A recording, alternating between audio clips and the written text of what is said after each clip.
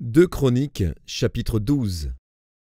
Lorsque Roboam se fut affermi dans son royaume et qu'il eut acquis de la force, il abandonna la loi de l'Éternel, et tout Israël l'abandonna avec lui. La 5e année du règne de Roboam, Shishak, roi d'Égypte, monta contre Jérusalem, parce qu'ils avaient péché contre l'Éternel. Il avait 1200 chars et 60 000 cavaliers. Et il vint d'Égypte avec lui un peuple innombrable, des Libyens, des Sukiens et des Éthiopiens. Il prit les villes fortes qui appartenaient à Juda et arriva jusqu'à Jérusalem.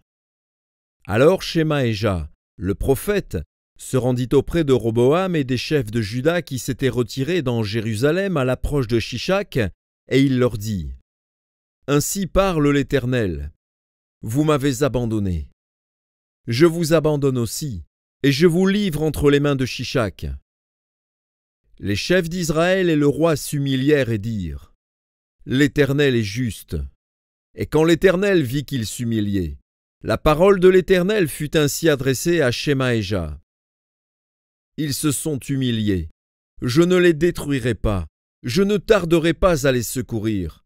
Et ma colère ne se répandra pas sur Jérusalem par Shishak.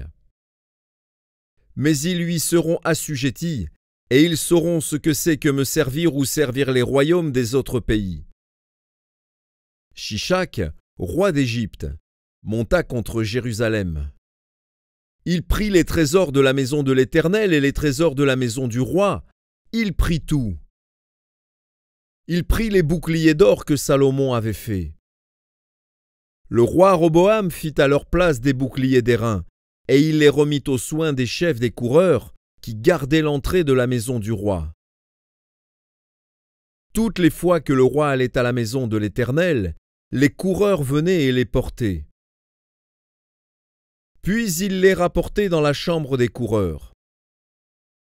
Comme Roboam s'était humilié, l'Éternel détourna de lui sa colère et ne le détruisit pas entièrement. Et il y avait encore de bonnes choses en Juda.